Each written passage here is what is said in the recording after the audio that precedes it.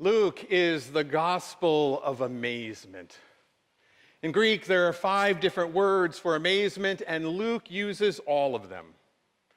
And the people, Luke tells us, marveled at the gracious words of Jesus. They were astonished at his teaching, and they were filled with awe with all of the extraordinary things that they saw him do. They and we hearers today are to be amazed by Jesus. But when is Jesus amazed? What makes Jesus wonder or marvel? We get the answer to that today in a story about a Roman centurion. But Luke leaves out an awful lot of details in this gospel story. We don't know how this centurion heard about Jesus. We don't know anything about his military career, what wars he waged or battles fought. We don't know why he changed his mind after first asking Jesus to come to him and then saying that he wasn't worthy. We don't know why he cared so deeply about his slave. We don't know if the slave was Jewish and if that may have played upon the sympathy of the Jewish elders or of Jesus himself. We don't know what happened to either the slave or the centurion after this amazing encounter with Christ. All we know is that a centurion said, "My servant is suffering, but just give the word, for I have authority and you do too. I know he'll be well with a blessing from you." So while there's much that we don't know, we do know that the centurion believed that Jesus was capable of healing his beloved servant. When Jesus sees this demonstration of faith, he responds by saying, "There's not in God's people the faith I found here. And someday God's kingdom will be a surprise with outsiders in and heirs left outside." Jesus was amazed by the faith of a Roman centurion. But why was he amazed? Was it because of the depth of the centurion's faith? Or was it because it was a Roman who had such faith? We don't know. But what we do know is that Jesus does not ask him to be his follower. He doesn't ask him to take up his cross or to deny himself or to keep silent or to share the good news or any of the other things that Jesus often asks in similar situations. Jesus sent him home, and soon it was revealed that the servant was healed. That outsiders saw it. May we see it too. That the power of Christ has the ability to make our lives new. Christ makes our lives new. This is surprising. This is the amazing thing that Jesus does for an unworthy outsider like me and like you. And what I find so amazing about this story is how it draws us, invites us in to contemplate all that we believe about our own worth. All that we believe about the worth of others. If we were the centurion, would we feel worthy of Jesus' presence and help? And if we didn't, who would speak up or advocate for us? Thankfully, our worth is not about our word or our deeds. Our worth is not based on how many church committees we work on. It's not even based on our spiritual practices. And our worth is clearly not the list of our accomplishments, the length of our resume, or an accounting of our financial net worth. Beloveds, this story reminds us that life and even God are not about keeping score. But we still wonder. And we worry about what we can do that will be enough. The Greek word for worthy used in Luke 7 means sufficient. Despite the promise that God's grace is sufficient or enough, that Jesus' work on the cross is sufficient or enough, we still worry and wonder, how and why are we worthy of love, of healing, of wholeness, and of God's salvation?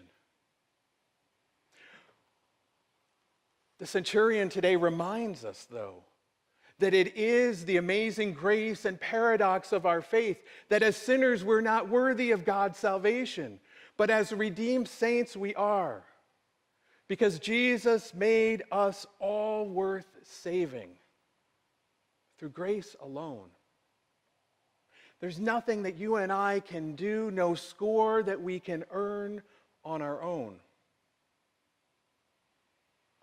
And while we are usually amazed at what Jesus does, today he is the one who is amazed. This centurion sought out Jesus, a lowly Galilean peasant in his mind. This Roman who is in charge, though, is humble enough to know where true power lies. And Jesus is amazed. Not only because this centurion is a man of authority, but as Jesus tells us himself, I tell you, not even in Israel have I found such faith. You see, this Roman centurion does not wait to recognize Jesus' authority after the healing of his slave. He values Jesus long before anyone knows the slave is healed. He doesn't fall into the bargaining in his relationship with God that we often do by saying, give me what I want and then I'll believe in you. As if faith or his station in life somehow earns him special treatment. No, the centurion's recognition of Jesus' authority is enough for him. Closeness to Jesus is enough for him. Whatever Jesus does will be sufficient. Jesus doesn't make distinctions between faithful followers and a representative of the occupying empire. Jesus doesn't build walls or pre-screen or wait until the government gets their act together before he acts. Jesus doesn't, as we so often do, draw a line between who's in and who's out. Because as Luke tells us today, when we do that, we'll find Jesus on the other side of the line or the wall that we build. We'll find him encountering someone so utterly different from himself, someone who trusts him so deeply, who displays faith so rich that he is amazed. And Jesus doesn't ask him to convert, doesn't seek for him to change or even to follow him. All that Jesus does is connect in his amazement, and there is enough.